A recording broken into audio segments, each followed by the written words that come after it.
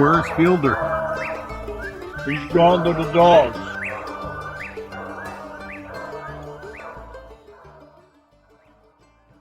Hello.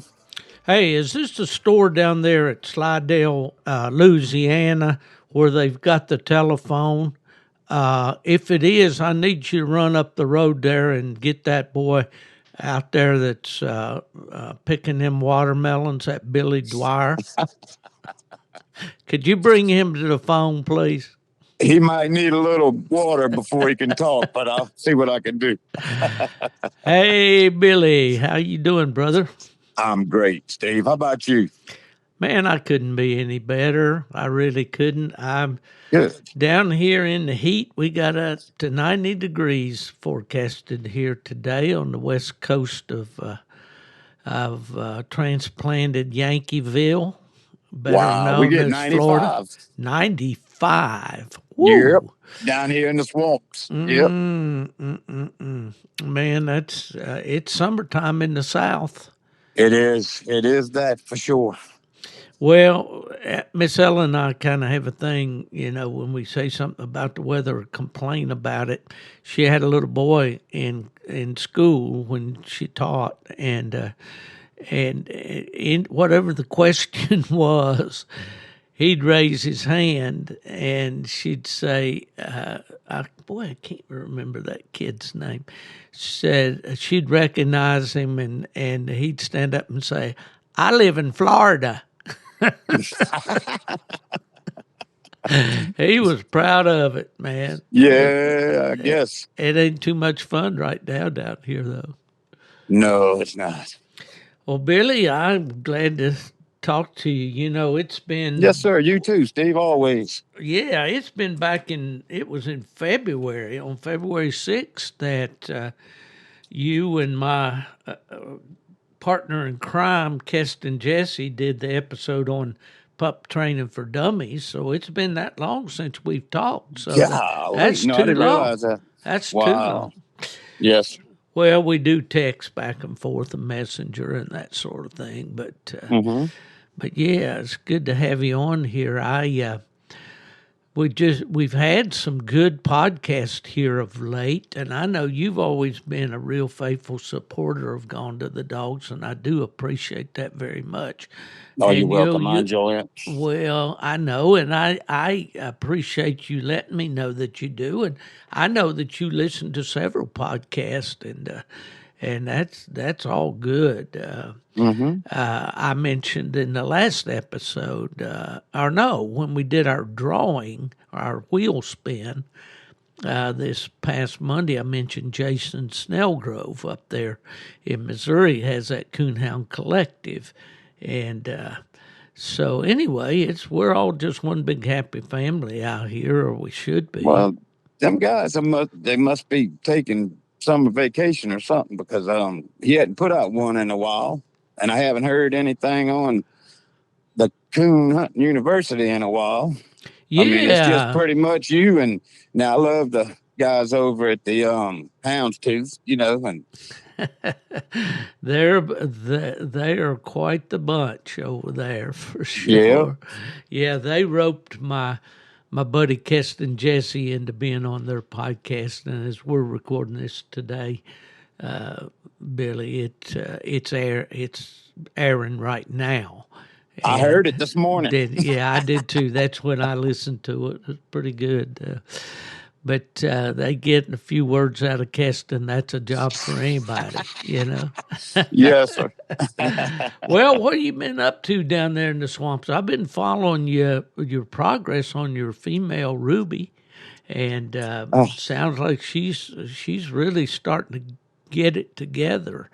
Well, dang, I guess you could say that. We've run into a few hiccups and stuff, and I hadn't been posting a whole lot. I've been working on her some, and just a few issues, and I don't know if it's the time of year or what's going on, but she's kind of, I don't know if it's backsliding, but there's a few things she's starting to do that I've been trying to work on, still treeing a few coons here and there, but there's some issues that I got to get with, and especially the hunting with other dogs and all, Steve. I mean, it's it's a job. You hear me? All this fun, coon hunting fun is fun for sure. But right now, we working. The old saying, get a coon dog, they said.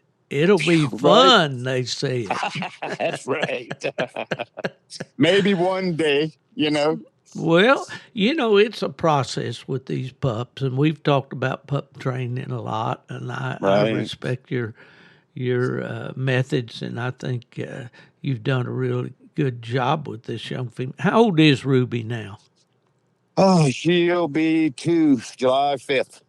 Okay, she's about the same age as Kesten's Clyde dog.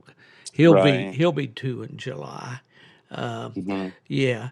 Well, they go through a process, and sometimes we call it the terrible twos, and I've Hmm. heard it called the adolescent phase, and Is and that a thing with these dogs like that? I haven't really dealt with that well, much, but this one I'm dealing with it. Billy, if we break that down, I'm reminded of this. Having watched the results of the hunts, in the magazines, and of course, Hmm. we're too shy of what we used to be in this coonhound sport with the announcement that the American Cooner and Full Cry are no longer being published, Right. and I think that kind of rocked the coonhound world a little bit. But those of us who kind of been paying attention, we knew it was coming because when people don't advertise in a magazine, then there's little for the subscribers to read, and then when the Hmm. subscribers don't subscribe, there's a small audience for an advertiser to try to pursue. So it's just a vicious circle there. But anyway, in watching those results down through the years, and especially in organizations like PKC that publishes the Pro Hound with their races and standings and high, female of the year, male of the year, pup of the year, breeder of the year, all of that stuff. Right. You look at these dogs, with a few exceptions, they're not consistent winners all their I have lives. noticed that. I definitely have noticed that. Yeah, they don't. You don't get well, I guess Secretariat won the Triple Crown, but and of course they retire those horses to the stud farm after that. But Right. you don't win every race. You don't win every hunt. You don't. And what I'm trying to get to here, and I'm doing a poor job of it, is they just don't win or perform, I should say, consistently throughout their whole lives. I agree with you. There's been Yes. few dogs that have been just push the button and out pops, a carbon copy Hmm. of the night before. They have good nights, they have bad nights. How many times you have heard hunters, how's old Joe doing? Well, he hadn't been looking good lately. Yeah. And what happens? I don't know. Do you have an answer? I sure don't. I mean, I wish I did. I'd be a millionaire. Yeah, I'd be publishing a book whether anybody reads it or not. I'd I say guarantee you. Yes, sir. this right here is the 5 steps to an automatic big winning coon dog. If And you you notice, if go ahead. No, go ahead. I'm just Well, I'm gonna just piggyback on what you're saying. There is, if you ask 100 people to try to help you with that situation, you're going to get 100 different answers. And I'm thinking, which one is the right one? And I think it can only be answered by whatever you're doing and whatever's working. And I mean, there's a lot of things that yeah. you can do, but you don't really have an answer, a correct one from everybody. Basic stuff I get, but when it comes to different situations and all, these dogs put us through just so many different. That's why you never see me ever post a question, because I'd get a headache reading all the different answers to the question. Yeah, they're going to run the gamut from shoot the dog to Right. to You know, the most outlandish things you've ever heard. Crank it Yeah, up to 18 and hold the button for 20 minutes. And, right. you know, I mean, it is. It's all over the board. And the old saying is, you know, opinions are like, well, we know what they say, and everybody's got one. That's But right. yeah, it's a tough thing to figure out how to bring these dogs along, and they don't all make it. You know, some people I think kind of have a gift when it comes to having a good dog or training a good dog. My buddy, and I mention him a lot of times on here in Pennsylvania, Randy Smith. He seems to have, I think, beyond picking the right stud dogs for his females. Doggone, if he picks a pup out of the litter, Mm, and these pups are 8 weeks old or 10 weeks old or something like that, doggone it, he picks the best best one hey, that's in the right. litter. I mean, he's got a gift for that. He Right. does. Yeah. You know, there's so much that plays in to not just that, but it's territory to me. It's territory where you hunt, Mm. how the coons run an area you hunt. If you got a lot of coons in that area that you hunt, I mean, poor Ruby. I mean, I know, believe me, I love where I hunt at. There's not a lot of coons, Steve, but she's had to work for everyone she's got. I mean, it's just not easy down here. I just can't go 3, 6, or 7 a night and leave and just be happy. I mean, it's just really, really tough. I'm not Well, complaining. I get it. That's just part of it. But it's and it's going to bring up different situations when she can't strike nothing pretty quick. She gets down in there. She's pumped up like she is, and old possum runs across her or whatever. It's hard for a hound that's got to drive not to want to get on it. Now, mhm. I've been really lucky lately that I've noticed. I went 2 nights last night and the night before. Didn't even get a bark, but she's been going hunting. I've had an issue with her going and coming back. So I wanted to take her by herself, and which I'm trying to hunt her with more dogs, and I've got that advice, and I'm gonna do that, and I have been, but I've been taking her by herself to see if this is kind of bleeding over. And she'd go 6, 7, 800 yards, and she'd make a little loop here, there, and here and there. Then she'd get on something, come back to me, and she'd start do this. Now that is my fault. I Look, I work during the week. I try to take her out. She don't get on anything. I let her get a certain distance, and I'll let her go until it's like she's not doing anything, and then I'll tone her. Boom, she come back. Well, guess what? She's gotten used to that. I think now she goes for a while and she comes back. She never was doing that. That's my issue. So that you can blame that on me, and I'm trying to get her out of that. So that's one thing we're working on. But there's just so many different variables playing these dogs and where we hunt and how we take them and train them, and they're not all going to be the same for sure. You know. Well, I think that hunting thing is probably the most frustrating thing that we can. Well, I don't know. There again, things pop in my mind. My wife gets after me all the time. I'll start to say something, and then another thought will come, and Right. I won't finish that sentence, and I'll start another one, and then I may even start the third one, and she says, "What are you talking about?" you know. But thinking about that hunting thing, and of course it'd be frustrating of a dog leaving a tree or a dog all Mm-hmm. of a sudden start treeing possums uncontrollably and things like that. There's all kinds of things that can pop up. But, I've been talking to my buddies here, Nubbin Moore. Nubbin, he's a tough one. I think Nubbin's 81 now, and he's got a little female there named Kate, and she's a good little dog, but she's been up for the last 3 or 4 months. There's been some health problems in the family and things, and so he's been hunting her, and I can tell in his voice he's a little frustrated because she's going hunting out there 400 or 500 yards, but then if she don't find something pretty soon, she's coming back.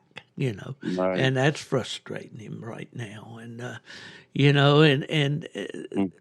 there's just so many frustrating things that can happen. And I got a text from a guy the other day that was having that issue. Said his would go about 300 and then come back. Of course, Right. we read the story. We want them to stay out there till they find something.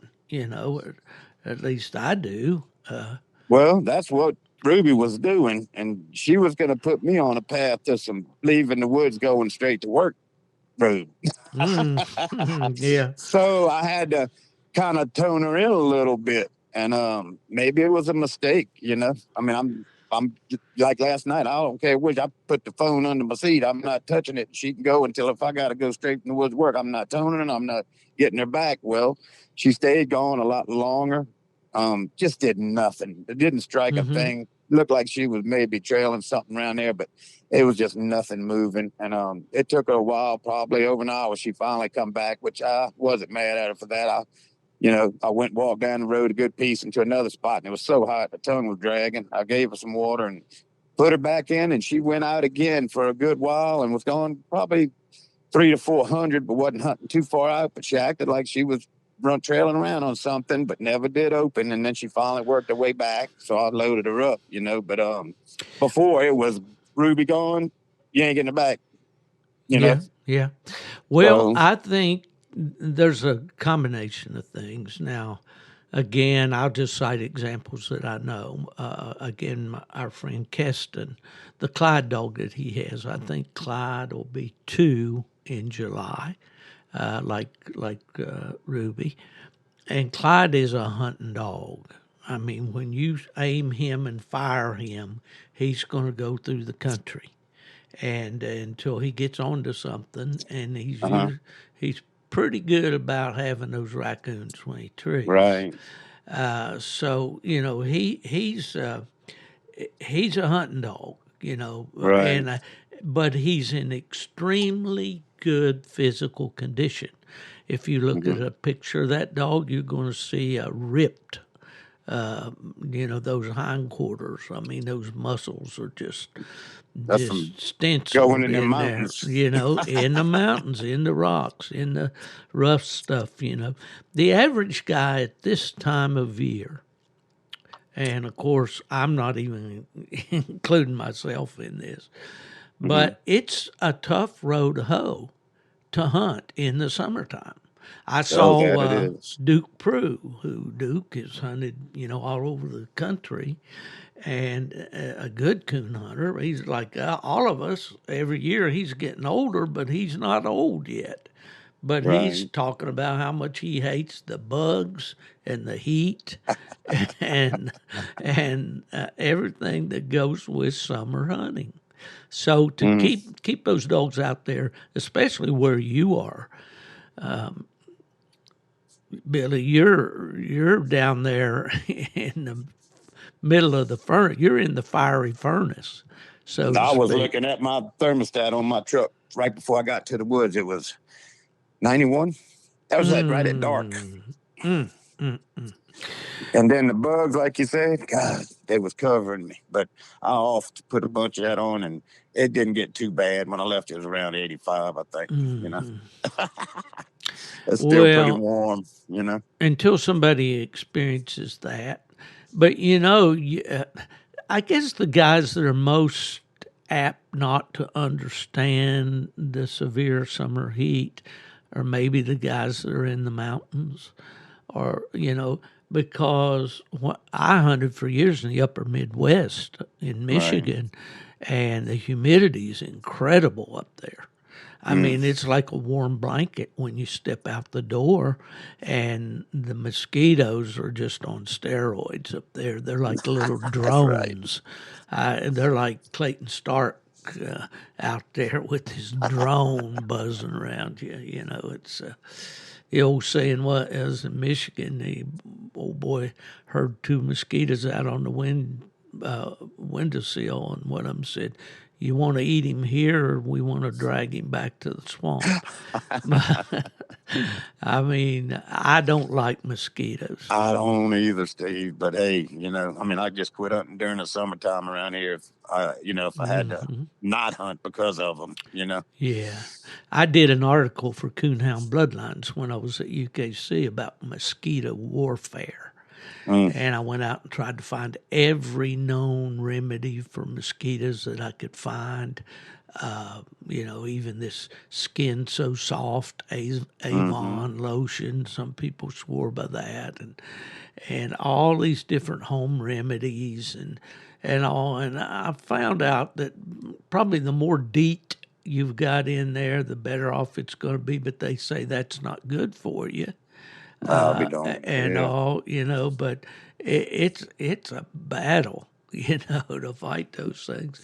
Yes, But sir. that's summer hunting and that's coon hunting. If you want to keep one in shape to go to the hunt and at least make a good showing on Right. Friday or Saturday night, you just about got to get out there during the week. Well, that's what I'm trying to do. I went to a couple of hunts with her already. The first one wasn't very good. She backed it pretty much like I thought she would, and then the second one I took her to there with the other two dogs, and got first strike and took a track way away from them. They went off left-hand tree, two separate trees, and she went 610 yards to the left and tree on her own and went down there. We couldn't find the coon, but boy, she sure thought she had it. And I said, well, here we go. We might be on the right track right now. Then took her to another one, and she went out, far around a little bit, come back, and act like she didn't know what she would do. I'm like, oh, well, so I laid her up for a week.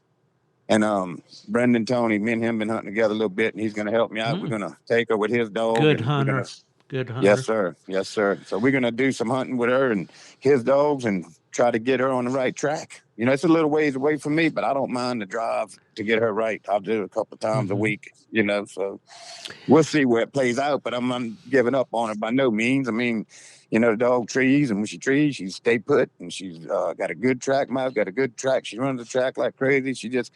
I think, Steve, to me, it's a lot of immaturity for a 2-year-old, and that's probably, again, my fault. I mean, as the way I raised that thing, and she was by herself, and I'm her mama, and she just, she shows a lot of potential in doing good things, but the immaturity's still there, so I believe she'll grow up and get out of that and going to be a fine one when she does. I just do believe it, so. Well, Billy, these these young hot shots, come and go.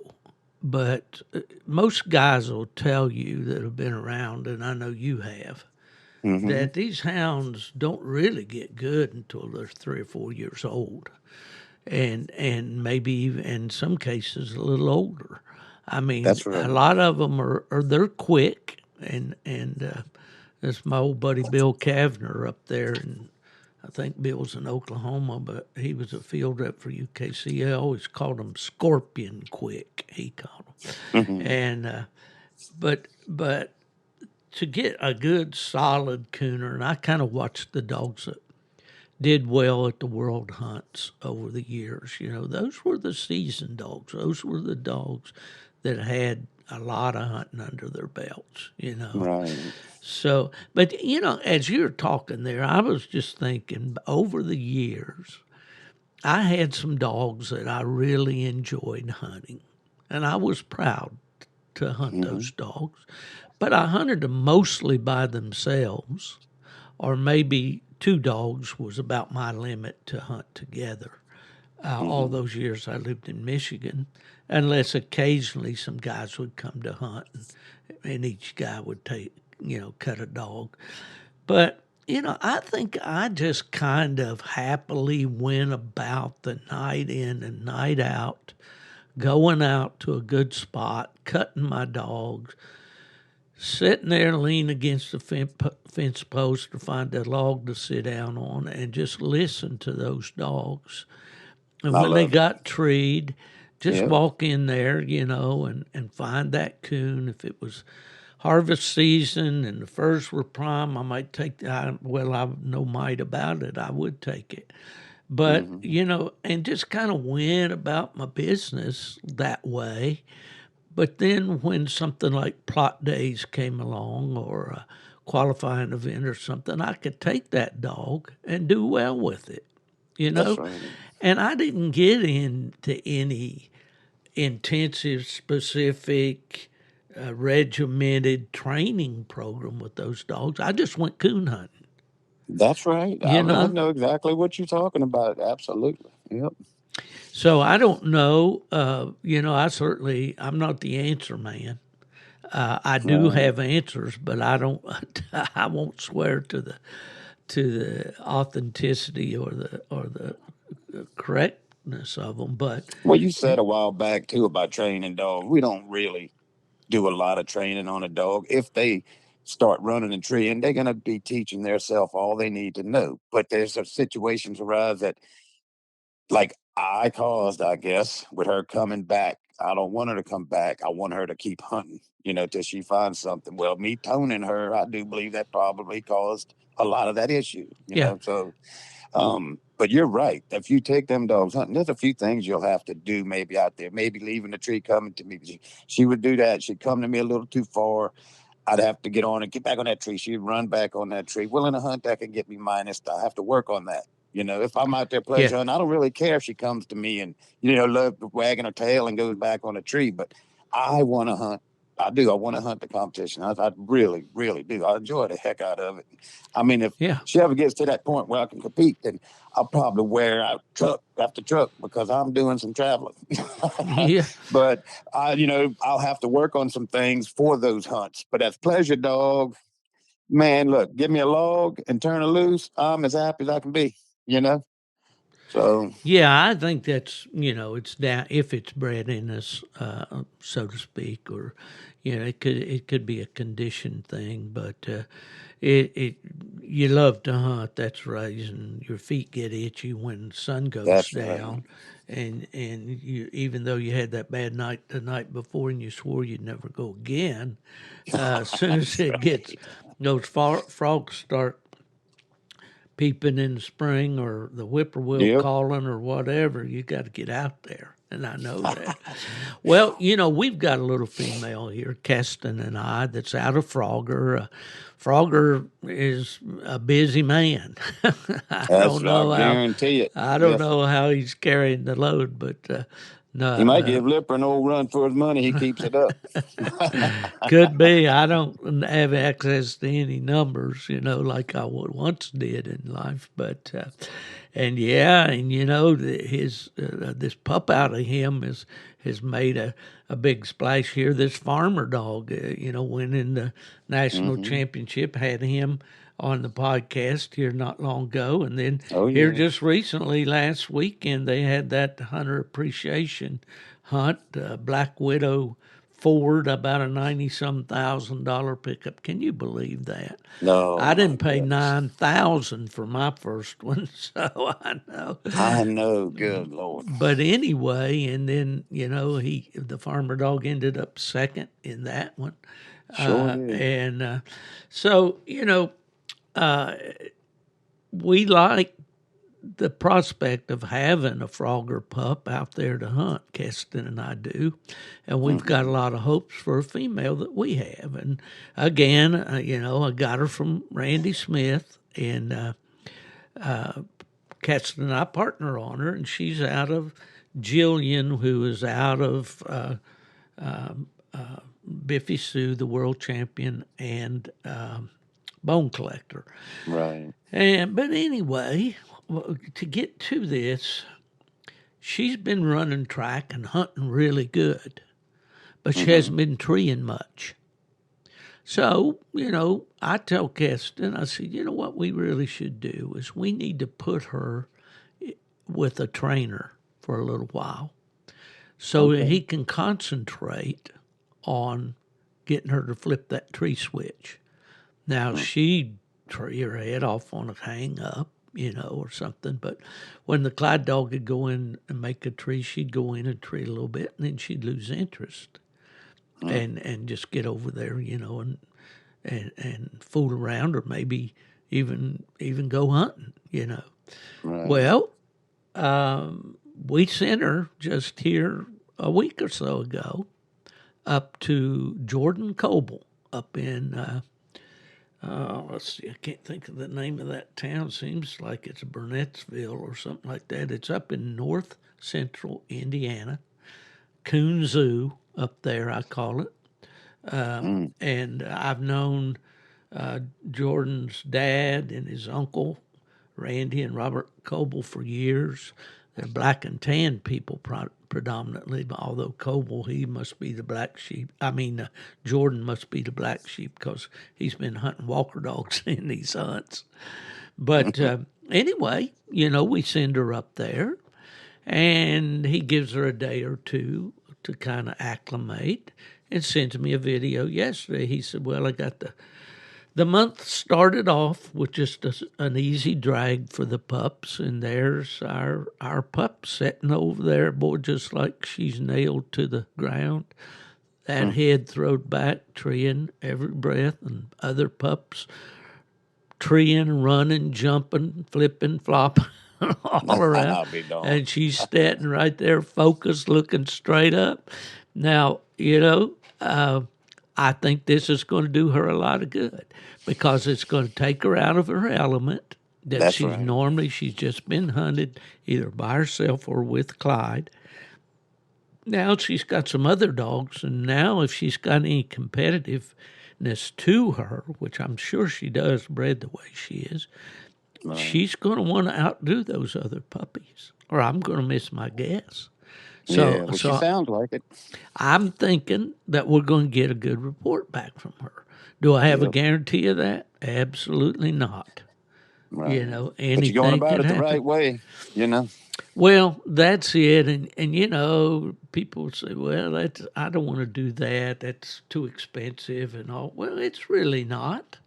Right. When you consider, we had a little money in getting her hauled up there by dog hauler, and I'll give a shout out to Terry at Great Lakes Dog Transportation. He's from up in Michigan, and he was recommended to me back when I had the cruise dog, and I found him to be straight up and gets the dogs there and in a hurry and in good shape, and also that's what we did, and we'll just have to see what happens.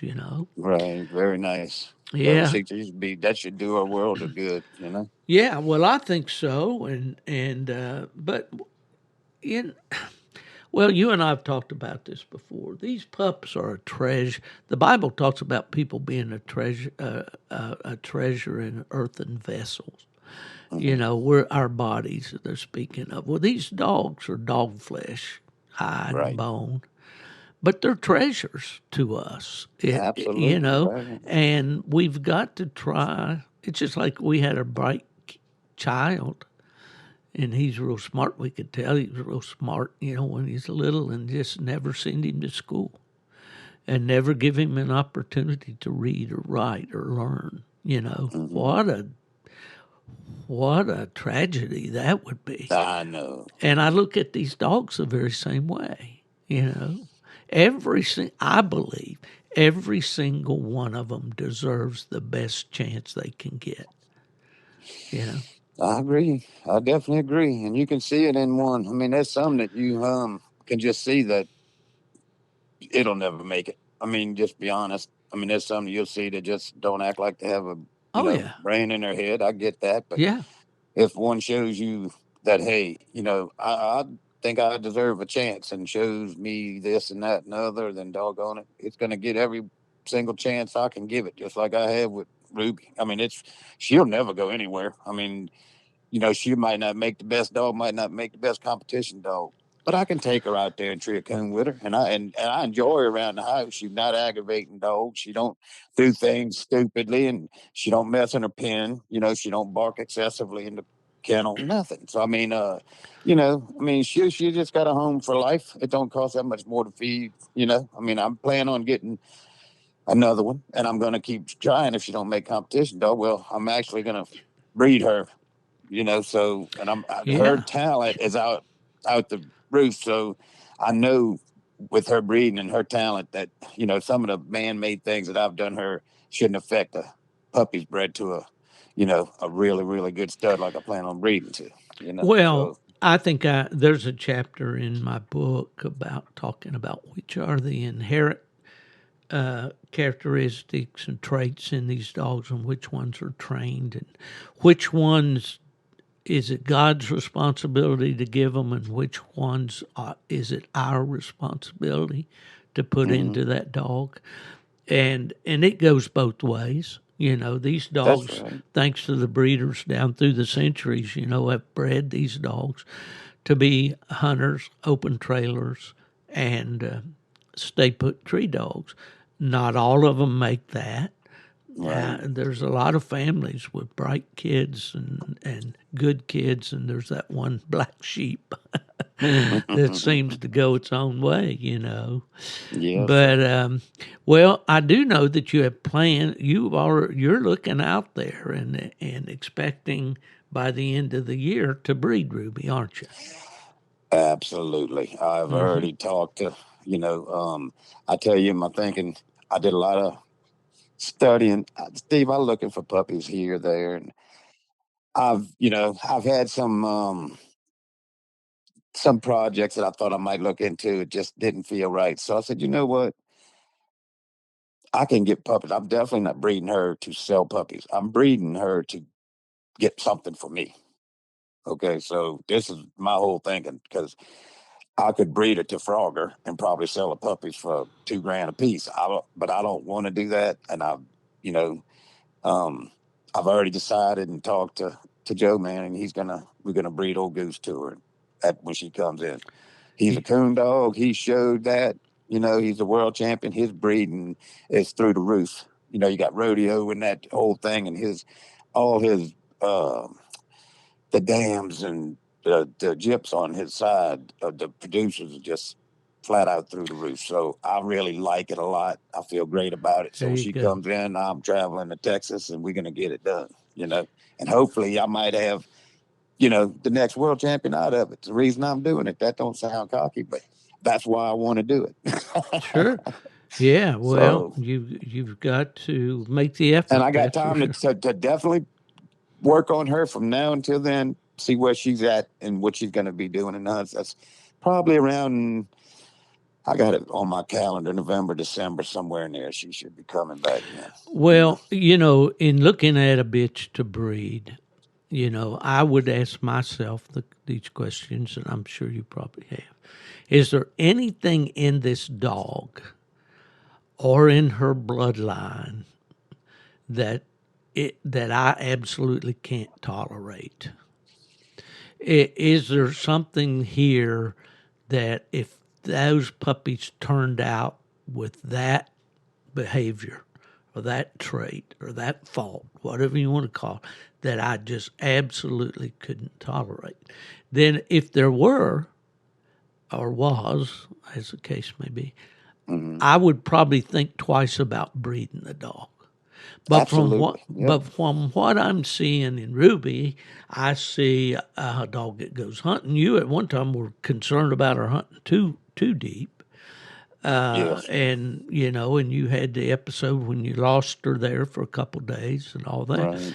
You know that she's a tree dog. She'll stay treed. Absolutely. You've aired enough videos of you That's right. slossing through that ankle deep and knee deep water, killing them doggone cottonmouths and all that stuff. And I said, Yep. boy, ain't Billy having fun out there tonight. I I was. I said, guarantee you I was.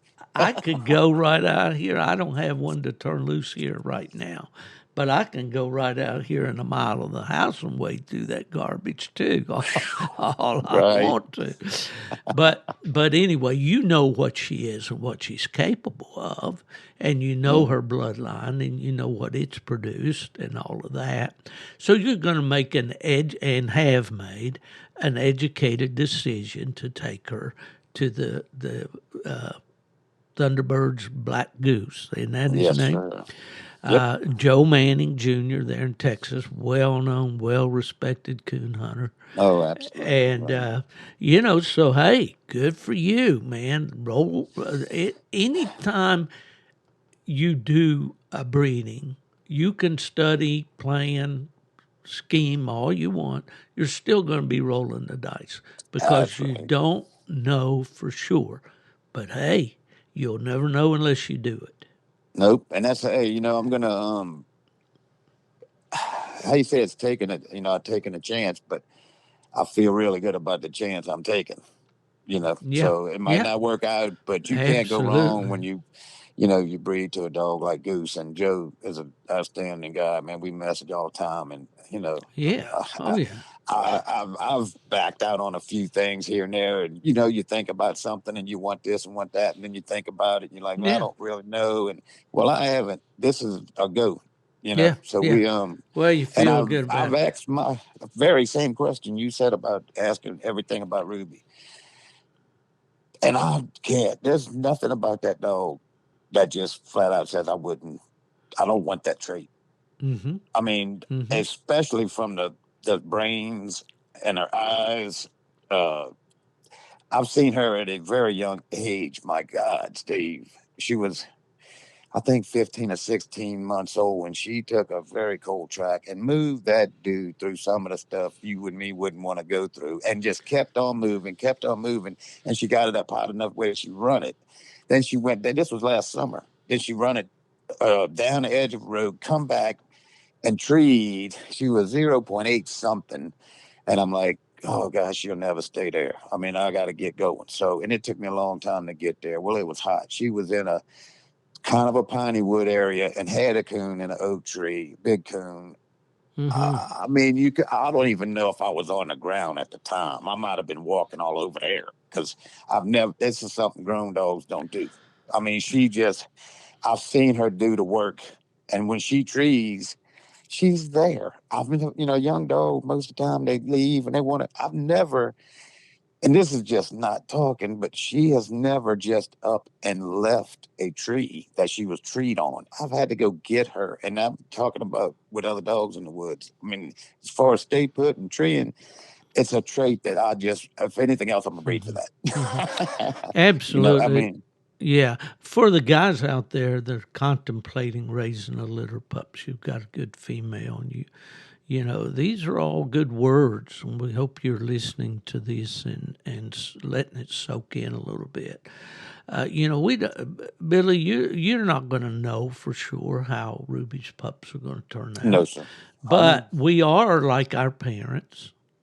Just we are, and our these pups are going to be like their parents in some ways. Right. Maybe not always, but in some ways. So, my grandmother had a saying to me when I was very young, and my grandmother was probably the one person that shaped my ideals and goals for the future more than anybody else in my life. And she would say, Stephen, make sure you're right, and then go ahead. All Right. right. In other words, she was saying, now I couldn't know for sure that I was right, but she was telling me, you think about things and you think about it. And if it seems like the right thing to you, you go ahead and do it. Don't go out there and do things slipshod, and all and on Mm-hmm. impulse. Think about it. But so anyway, that's what you've done. You've thought Well, about I this had to, cross. but if I was to put it out there that I wanted to breed her and ask everybody, like the question of, like I Mm, said before, you ask hmm 100 times, you get 100 different answers. It's Oh, not going to yeah. be up to anybody but me and the hmm person who's got a jip. Yeah. You got to feel good about it. And I have looked it over, and there was a few I was going to try, but I ultimately decided to go with Yeah. that. Now that you might not agree, and so might not agree, and that one might not agree, but that's all well and good. But I have to do this for me Yeah. and for Ruby. So, and it's just like Absolutely. everybody else has a dog who's going to hmm breed has got to do the same thing. Sure. And when we do this, if we do it for the right reasons, we breed these Right. dogs. And if they turn out right, we thank the good Lord That's and right. enjoy them and be proud of ourselves for being so smart. I And if don't they know don't about all turn out that. right, then we can blame those doggone You can blame Joe Manning. You can say that doggone Joe. Yes, But sir. that's the coon hunter way, unfortunately, and it shouldn't be that way, you know. No, it's But not. It shouldn't be. I uh, would definitely not do that for sure. I understand how this thing works. Ain't a whole lot of blame to put on a human being for this stuff, except yeah, yourself, I guess. that's right. Well, you're the one that puts them in the pen together. That's So right. ultimately, you have to bear the responsibility of it, you know. Yep. But a little caveat to that is, you know, it's not in your control totally. Mhm. You know, it's the decision, yes, but what happens after that is in nature's hands. And That's right. I agree. yeah, Yeah, sure. well, I want to switch gears away from these doggone walker dogs. It seems like the world is absolutely consumed with them, and for good reason. People say, "Why are there so many walkers out there?" Because they win. That's That's all right. I can tell you. Yes, sir. But as you know, I got a plot. My buddy Mark Miller and I got a plot, and we Hmm. like him, and he's doing really good. We're trying to be low key with the things he's doing right now until he's got something ready to crow about. But he just, he's a great pup, and he's Absolutely doing is. really Yes, sir. good, and he's coming along. But what I want to talk to you about is red bones. Oh, I saw okay. your post today or yesterday about this little female. What a good looking gal Oh, she was. Tell me the story about that female. Steve, man, look, I'd be glad to. Because, look, I was thinking about her last night and this morning, and sometimes I get to thinking about something hard. I just got to write it out. People might not like to read it. Who cares? I just got to write it out to talk about it.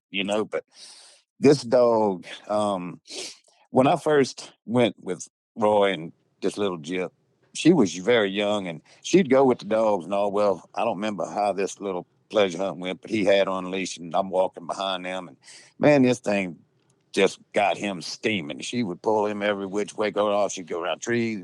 But she was such a sleek looking little redbone Jip. She wasn't a big, houndy kind of, Mm. she just very buff, Can but I man, beautiful little dog. can I interrupt you just a Sure. minute? Her picture, she looks beautiful, as you said.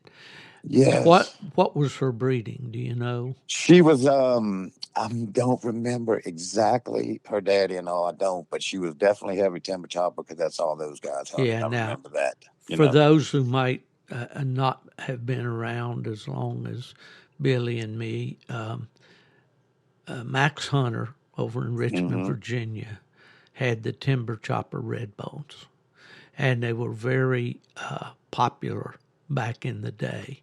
And the dog, Hunter's famous Amos, that won the Purina Award, and the first red bone to do that, that was owned by Roger Shable and handled by Roger Hmm. Gibson there in Alabama.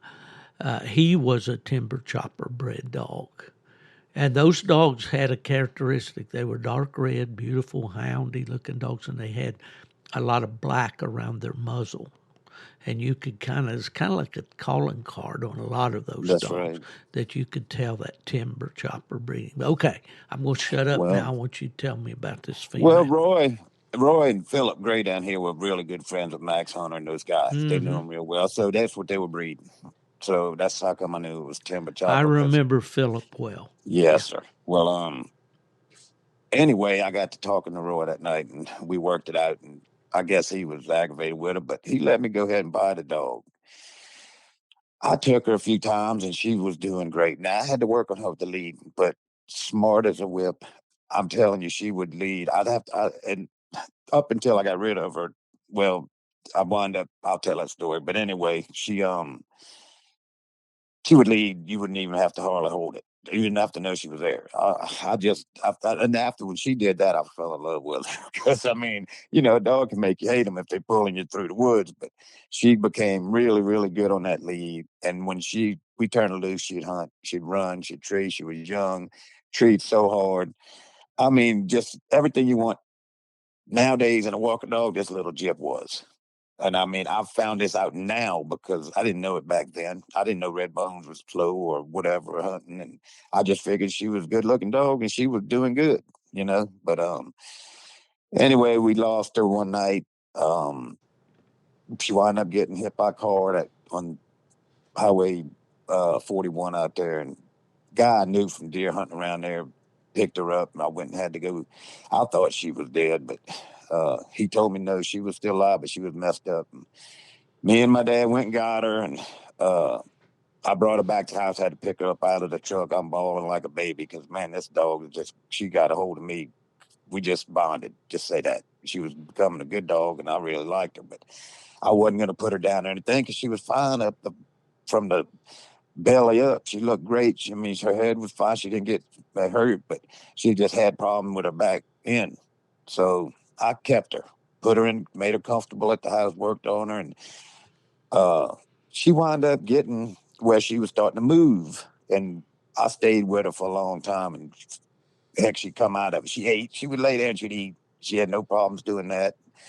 So she finally, after, I guess, I don't know how long it was, a week or two, whatever, she started to want to get up.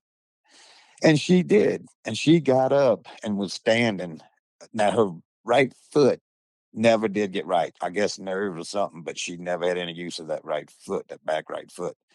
But she stood up and, man, she had the heart of a lion, Steve. This little dog was just something. I don't care what breed you hunt. If you'd have known this dog, you'd have really absolutely fell in love with her because I went a long time. I didn't put her in the woods. I just let her heal. And it was well over a year. I got married, moved to Mississippi, and met a good friend of mine down there. And he had a little black and tan walker cross old grade that was a heck of a coon dog. And the first night we went with her was the first night I took her well over a year. We went with his dog, turned loose down there on that Mississippi River. She left there with that dog. They treated 3 singles. We turned loose 3 times. They treat 3 singles. She on every tree. And I don't know who treat first. And he's looking at me like, yeah, you was right. That's a pretty nice little jip. I said, I didn't know how she was going to do. She was laid up for so long, but she took off from, all that straight into running and treeing again. Yeah. Heart of a lion. I love that little dog. And when I was in that picture I showed, she was still a little thin and she Who was, was that kid in that picture oh, I with don't the know dog? him. I just let him hold the dog. But hey, when I stood up, I had to call my mom and all our house come take that picture. You ain't gonna believe this. Come see. She's standing. I'm like, she's gonna heal up just fine. I didn't know her foot wouldn't get better, but I was just happy, and they knew I was because that little dog was. I think I hunted her. I don't remember, but I think I hunted her in a hunt, and I won my cast, but it was 7th place or something like that. But she was just very young. She was very young, so she had nothing but a bright future ahead of her. Oh yeah. But I liked her a lot, and what happened is I kept hunting her over there, and we did a bunch more coon treeing with her, and she just drug that back foot to pieces, and I don't know what happened. But she got on a couple of deer, like them. Now this was, after we'd done been hunting, and I guess they had a lot of deer out there in that river swamp where we was hunting. But the guy, and I didn't have the money to take her to the vet or anything, and a buddy of ours that was hunting with us asked me if he could have her, and he would get her foot cut off. It needed it. It was just nothing, and wanted to run deer with her, and I had another dog, little Walker Jip, and he was going to be hunting with us anyway, and I said, go ahead, and he wound up doing that, and she healed up fine. He showed me old foot healed up, but that little booger Steve run a deer out of this country. You hear me? He loved her. I felt bad, and I really wanted the dog to make it, but it was a little bit out of my hands at that time, and at least she got to hunt and do what she wanted to do and got her foot taken care of, and so it kind of worked out. I wish I could have kept her. She'd have been healthy. I probably would have raised her, hunted until she was old and gray and died. But Yeah. it Well, just didn't work out. What a dog! I don't know. Like I said, I wasn't kidding. I said if I had to have one back, I'd love to have her back out of everything I've owned. wow. Did she have a decent mouth? She had a really good mouth. It wasn't any big mouth, but it was better than a female mouth and a nice chop on that tree that you could sit there and just you can move your fist back and forth and she trees. You know, one of them kind that you just loved it, you know. Well, you know, the So, Redbones, of course, the Walkers, when they came on the scene, this night hunt game was just tailor made for them because they were speed dogs. They had been bred selectively. That's how the Walker family ultimately ended up with these Walker foxhounds was the need uh-huh. for speed. They wanted a dog that could run the red fox to ground. And dogs that they'd bred for years and imported from Ireland and all these places Hmm. weren't really fast enough. When they imported the red fox into Virginia and Maryland and those places, they began to migrate west.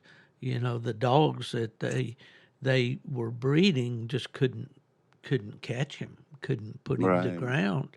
And the story, and it's true, they picked up a drummer or somebody picked up that dog named Tennessee Lead that looked a lot. He would probably have looked a lot like some of the dogs that we would think of in the Walker breed, like the preacher bred dogs, or like Lane Denny's female Emmy there, Mm-hmm. and those a lot of black and tan.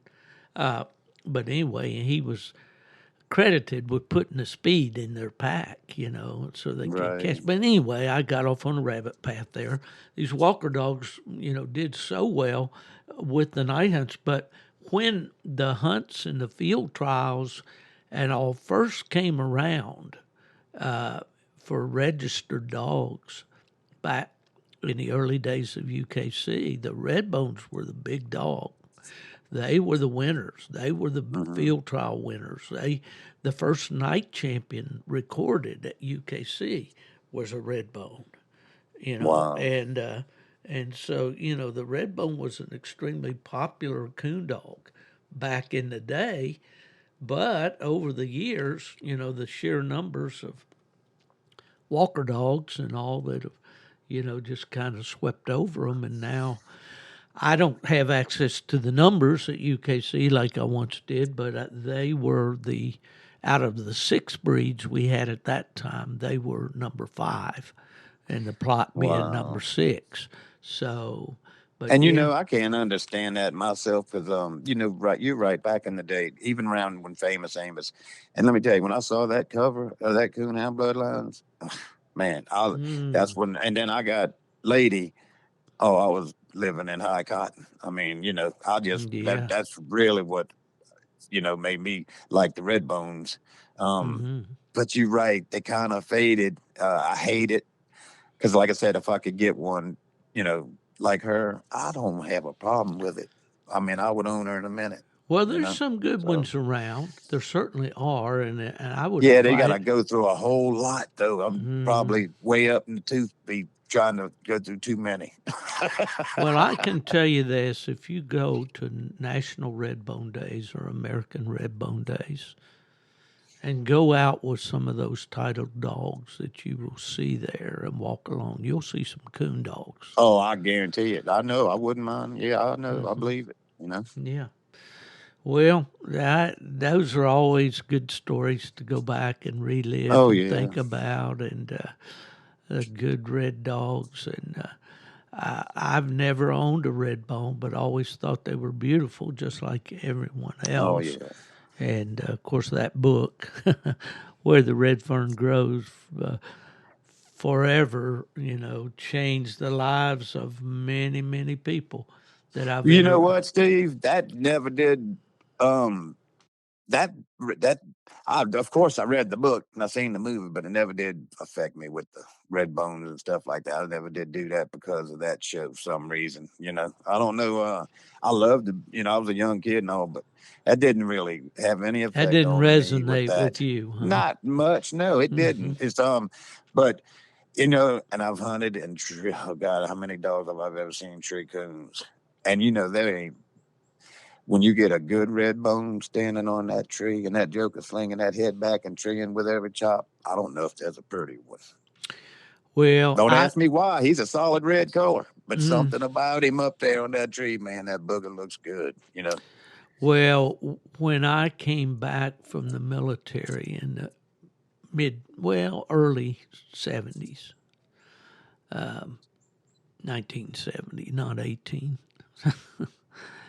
Oh, God. There was some guys there around my hometown in West Virginia that loved Redbones.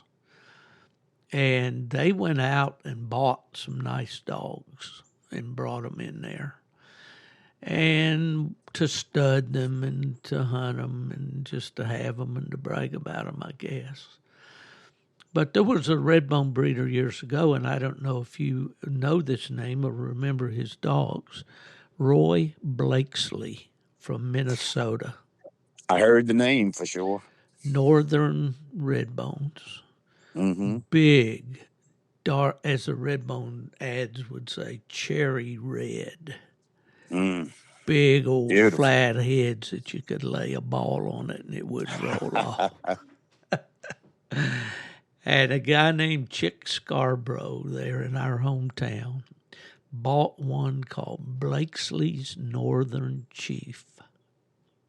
And old Chief would climb. He was a big dog. I'd say Chief would weigh close, somewhere between 80 and 100. Big dog. Built Wow. like a Redbone statue. Mm. And he would put those feet up on that tree and throw that big old head back. And man, it was, y'all come. I got a raccoon up here and I want to show it to you. And I hauled Chief in my truck to hunts with Chick, and I'd go to hunts occasionally. Mm-hmm. I remember one we went to about a 2.5 hour drive or so to Point Pleasant, West Virginia. And I got a cast win that night and got some points on my dog, but he won the hunt, 400 plus. I always remember that dog. And he was sold to a fella named Jimmy Fisher in Leeds, Alabama. Leeds is a little town not far from my buddy Nubbin Moore, where Charles Barkley, the basketball player, is from. Okay. But Jimmy Fisher bought that dog, and I think the check was, if I remember right, was $2,500, and that was more money than anybody around in our part of the country had ever seen paid for a coon dog. Wow. Yeah, so Yeah. coon dog history. I tell you how you bring back some memories, Steve. I'll tell you what I did here lately. I changed my kennel name because I had that old kennel name way back when I started. Mm-hmm. And I understand some changes, and I kind of thought about it, and I really wanted to say, you know what, I'm going to start anew. So I changed it, and I'm going to use it as here going forward, and love the memories and love that stuff. But there's so much that's changed that is, I'm moving forward, and I'm going to have to just, I'd love to go with a red bone, and I wouldn't have an issue with it if I could find the right one. Even a blue tick, I have no problem with hunting any of those dogs. But the Walker dog right now is really where I'm at, and that's probably where I'm going to stay. So it's just, it is what it is right now, and hopefully it'll pay off in the next few years, and we'll find out. But I'm moving with the changes. I'm never going to forget the past. I hear a lot of people talk about, man, they're so mad. I mean, people are actually angry. They don't ever want to leave, and I'm not, definitely don't want to be that way. There's rule changes. There's a lot of changes going on in this sport. And man, if I wanted to just pleasure hunt like I did 30 years ago, then I'll be happy doing it, but I won't be mad at you if you don't. If you want to move forward, that's okay. Sure. I just, right now, I did enjoy that, but I really enjoy what's coming. I don't have an issue with it. And me personally, I don't have the money to hunt those big pro sports, but if I did, I'd probably spend it, Steve. I mean, sure you would. I would do it, Yeah. But I don't get the whole jealousy or anything else about where the sport's at, where it's going. Doggone it, we can move this thing in a way that makes us happy. Everybody will be happy. I don't really understand any other way, Yeah. So. Well said, Billy. When in the episode I had with David West, the business partner and driver and musician for Cass Walker. He Mm-hmm. said Cass told him, don't ever try to grab somebody by the coattail and hold them back. You get up Right. there and you get up right up there with them. And you go with them, and if they've got some tricks you don't have, you steal their tricks, and you learn There you from go. them, That's right. But when That's what you're I'm back saying. there trying to hold them back, you're pulling up the rear, Yep. and that is such good advice for anybody in life or coon dogs That's or right. anything else. Is be happy for other people's success. Absolutely. I Yes, sir. look at this, this Echo dog of Scott Ingles. This dog has Mm-hmm. won a phenomenal number of hunts. And I know there was a little controversy about this last hunt. There's been some scuttlebutt, but it didn't involve him, I don't believe. Right. I don't think. There's always going to be that, and I'm not even qualified to even bring that up because I know absolutely nothing about it. Right. Nor do most of those people that are commenting on social media. But Exactly. that Yep. doesn't usually stop people from commenting. But yeah, let's get in a harness together and let's pull and pull this thing on through. I think it'd be a great idea myself. Yeah. You know. Well, Billy, we've been at it an hour and 5 minutes, and I think Yes. that's probably a lot long enough for people to listen to us for this Absolutely. episode. Well, But I tell you, Steve, I sure enjoy talking to you. You can call me anytime, shoot on the phone, just talk off this podcast, whatever. Heck, we'll run down some coons. well, Don't I'm have to looking. fight the moccasins doing it. Well, if I come and hunt with you, brother, it's going to be in wintertime, but I'd love to do that. Anytime, any single time. Hopefully I'll have my Yeah. four wheeler by then. Well, if I survive, I'm going on a trip here. Leaving next Monday. Ella and I going up to her daughter's home in New Jersey. New Jersey. New All right. Jersey, yeah.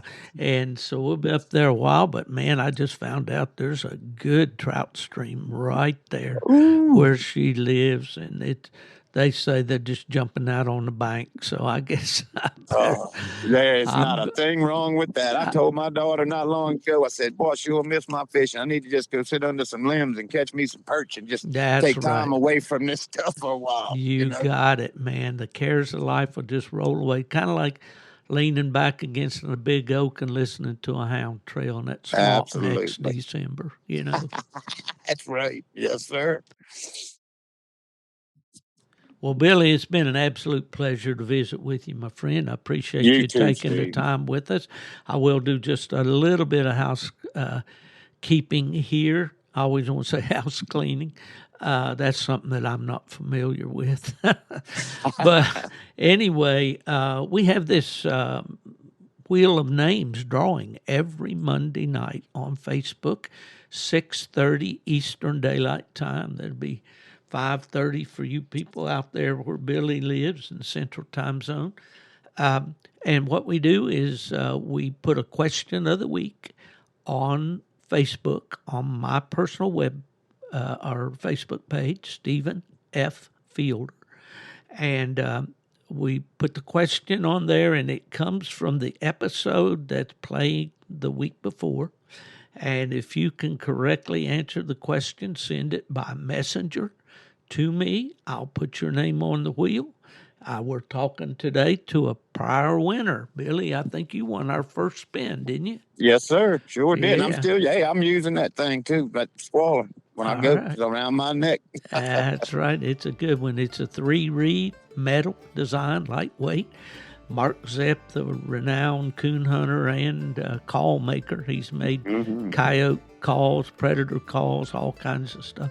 Anyway, we have that. We have a Gone to the Dogs podcast sticker and a DU hunting supply lanyard that will provide for you if your name comes up on the spin. So that'll be every Monday at 6:30. I want to thank those folks out at DU Hunting Supply for making this podcast possible. Somebody asked you, where's Steve Fielder these days? Tell him he's down there in that oven that they call Louisiana with Billy Dwyer while those boys had gone to the dogs.